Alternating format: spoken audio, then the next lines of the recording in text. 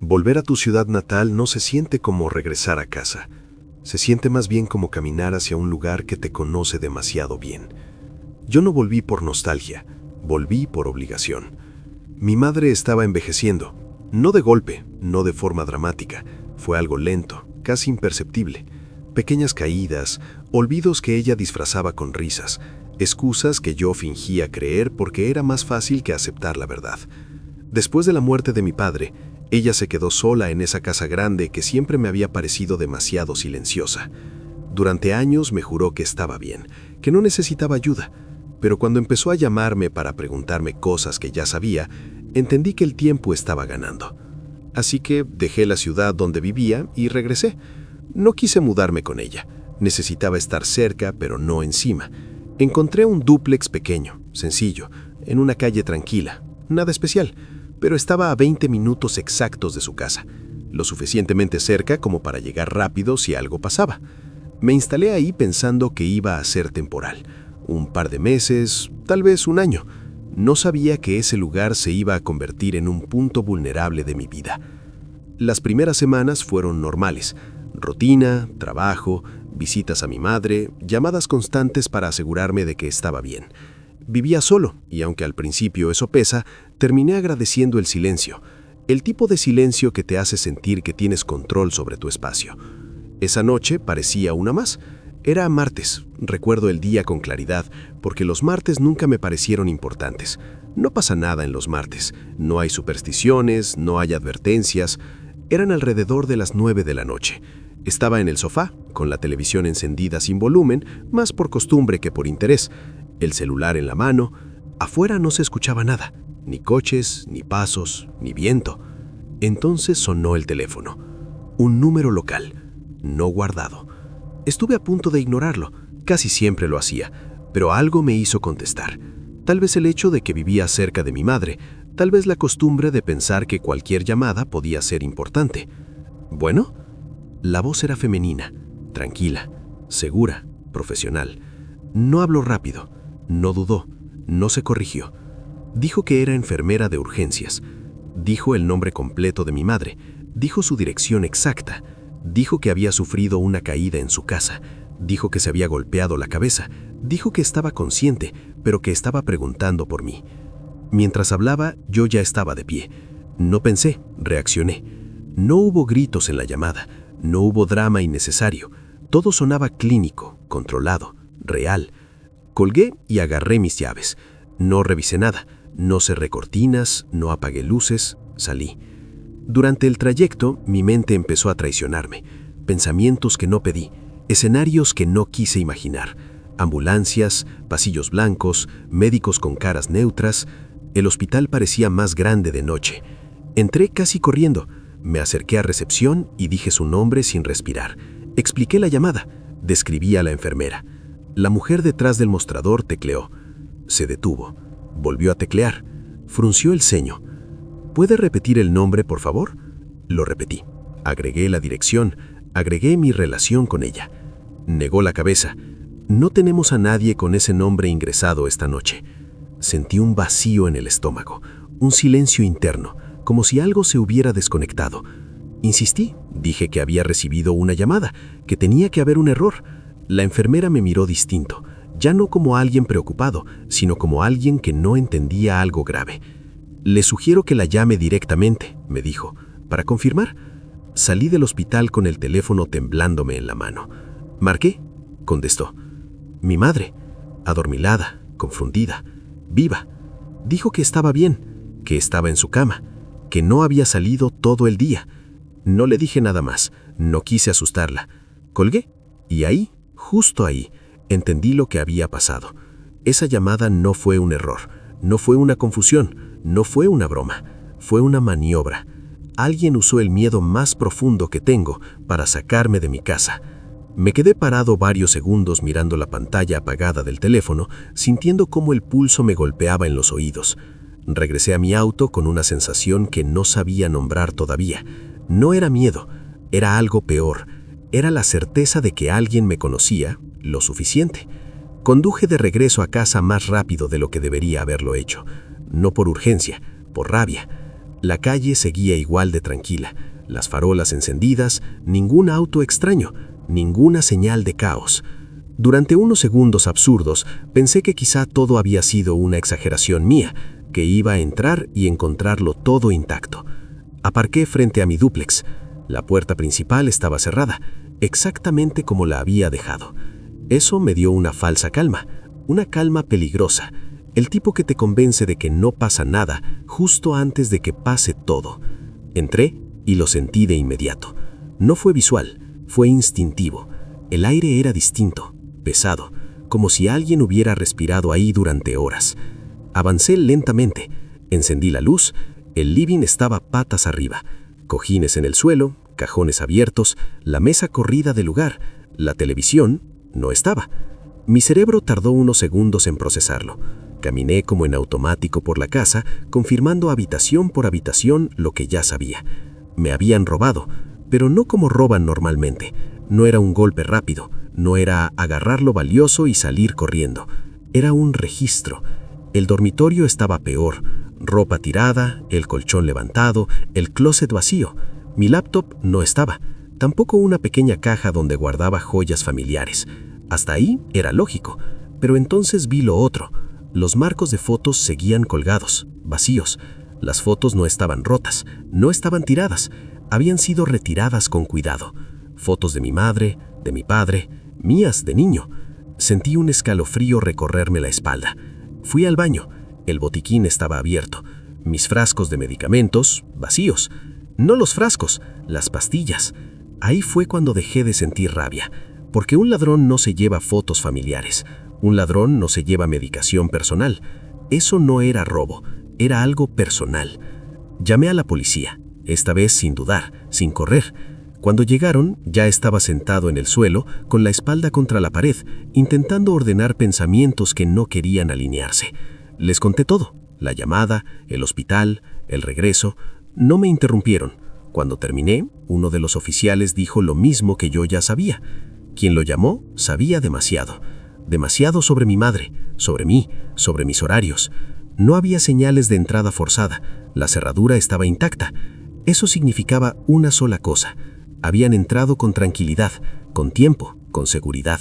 Se llevaron los datos, las fotos, los medicamentos y me dejaron el mensaje sin palabras más claro que he recibido en mi vida. Saben quién soy. Durante semanas dormí mal. Cada sonido era una amenaza. Cada llamada desconocida me paralizaba. Mi madre, ajena a casi todo, seguía con su rutina, pero yo ya no la veía igual. Cada vez que hablaba con alguien por teléfono, me preguntaba qué estaba diciendo, a quién, qué detalles estaba regalando sin darse cuenta. La policía no encontró nada, ni rastros, ni sospechosos. La teoría fue simple y aterradora. Alguien había recopilado información lentamente, pacientemente, y cuando tuvo lo suficiente, actuó. Instalé cámaras, alarmas, luces, no por sentirme seguro, sino por hacer algo. Nada volvió a pasar. Y eso fue lo peor, porque cuando algo así ocurre y no se repite, no significa que terminó, significa que alguien consiguió lo que quería. A veces cuando estoy solo, reviso las fotos que quedaron en mi teléfono, las copias digitales de las que se llevaron, y no puedo evitar pensar que alguien más también las tiene, que alguien conoce nuestras caras, nuestros nombres, nuestros hábitos. No voy a decir que eso me arruinó la vida, no sería cierto, pero sí cambió algo. Hay una versión de ti antes de aceptar que alguien podría haberte matado sin dificultad y otra después. Y una vez que cruzas esa línea, no vuelves. Hay recuerdos que no se desgastan con el tiempo. No importa cuántos años pasen, siguen igual de nítidos. Esta historia ocurrió hace unos 10 años, pero si cierro los ojos, todavía puedo sentirla en el pecho. Crecí en una casa pequeña.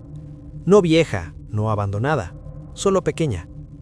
Durante casi toda mi infancia compartí habitación con mi hermano mayor. 2 camas individuales en extremos opuestos, 2 cómodas, 2 closets. Nada de escritorios, nada de privacidad real. Cuando él se fue a la universidad, sentí que por fin respiraba. Moví su cama, pedí permiso, claro, y ocupé ese espacio como si fuera territorio conquistado. Compré un escritorio, organicé mis cosas y por primera vez sentí que ese cuarto era mío. 2 años después, yo también me fui a la universidad y la historia se repitió, pero al revés. Mi hermano consiguió trabajo en la ciudad y regresó a la casa. Recuperó el cuarto, el que yo había rediseñado con meses de esfuerzo. Me molestó, sí, pero mis padres me dijeron algo que no pude discutir. Yo había hecho exactamente lo mismo. Así que acepté. Cuando yo también volví tras graduarme, ya no había habitación para mí. El único espacio disponible era el cuarto de invitados, en el segundo piso. Era pequeño, incómodo, y estaba justo encima del garaje. Eso significaba una cosa. Cada vez que alguien abría el portón, el piso vibraba como si la casa estuviera temblando. El cuarto tenía 2 ventanas en esquina. Una daba al camino de entrada, la otra a un costado oscuro de la casa. No era acogedor, pero era silencioso, casi siempre. La noche de la que hablo fue un viernes. Mis padres estaban en su casa de playa, como casi todos los fines de semana de verano. Mi hermano estaba fuera de la ciudad por trabajo. Yo estaba completamente solo. Había tenido un día horrible, de esos que te dejan vacío. Así que decidí no salir, no ver a nadie. Pedí comida y me acosté temprano. Eran alrededor de las 11:30 cuando me metí en la cama con un libro. La casa estaba en silencio absoluto. Y entonces lo escuché. El sonido metálico, lento, inconfundible. El portón del garaje abriéndose. Segundos después, el piso empezó a vibrar como si la casa estuviera temblando. Al principio no reaccioné. Mi cerebro buscó explicaciones normales, automáticas, hasta que algo encajó mal. Nadie debía estar en casa. Mis padres no volverían hasta el domingo. Mi hermano no regresaba hasta el sábado por la tarde. Me senté en la cama. El corazón empezó a latirme demasiado rápido. Caminé hacia la ventana que daba al camino de entrada. Era tarde, estaba oscuro. Apenas podía distinguir formas. Pero el garaje estaba abierto. No vi ningún auto con claridad. Ahí fue cuando sentí miedo de verdad. No pánico, miedo frío. Fui directo al closet y rebusqué hasta encontrar uno de los viejos bates de béisbol que mis padres guardaban desde mi adolescencia. Lo sostuve con ambas manos. Me sentía ridículo y vulnerable. Bajé las escaleras despacio. Mientras bajaba, intenté convencerme de que había una explicación lógica. Quizá mis padres olvidaron algo. Quizá mi hermano regresó antes. Quizá el sistema del garaje falló. Pero cuando llegué al final de la escalera, escuché voces. Bajas, apagadas, pero claras. Había al menos 2 personas hablando dentro de mi casa. Ahí supe la verdad. Alguien había entrado. Saqué mi teléfono con manos temblorosas y marqué 911. Susurré mi dirección. Dije que estaban robando mi casa. La operadora me dijo que me quedara donde estaba, que no hiciera ruido. Dejé la llamada abierta, pero algo dentro de mí empezó a cambiar. No sé explicar qué fue exactamente. No fue valentía, no fue coraje. Fue como si algo me empujara desde dentro. Sentí que no podía quedarme escondido, que tenía que hacer algo, defender mi casa, mi espacio, mi familia. Empecé a avanzar por el pasillo. Cada paso era lento. El bate pesaba más de lo normal. Escuché cajones abrirse, cosas moverse. Estaban buscando algo. Respiré hondo. Y entonces grité. Grité tan fuerte como pude y corrí hacia el cuarto de mis padres con el bate levantado sobre la cabeza. Ellos no me esperaban. Había 2 hombres dentro del closet de mi madre. Ambos se giraron con expresiones de puro shock.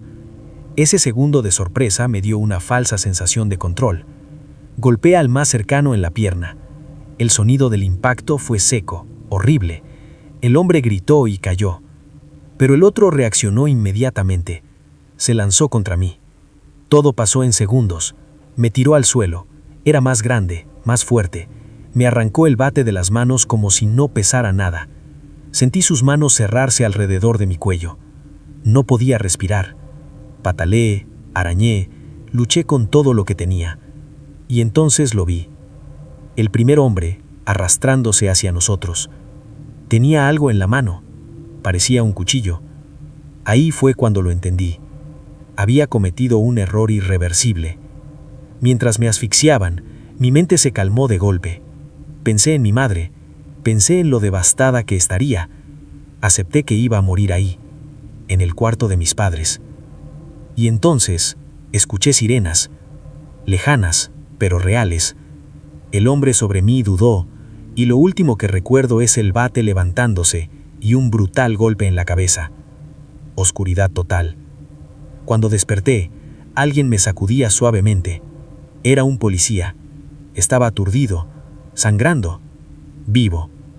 La puerta trasera estaba abierta. Los hombres habían huido al escuchar las sirenas.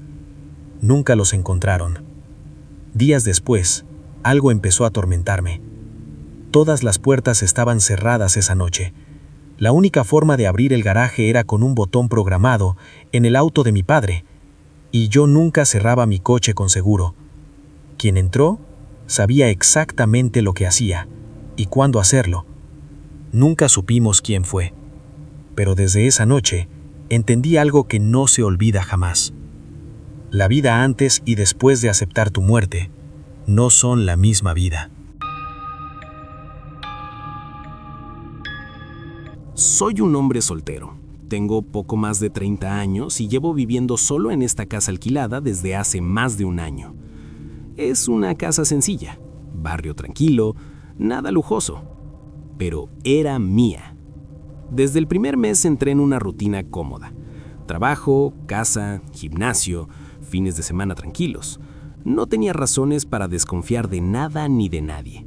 Nunca había pasado nada raro en la zona. Nunca escuché historias de robos. Nunca sentí miedo al llegar de noche. Hasta ese jueves.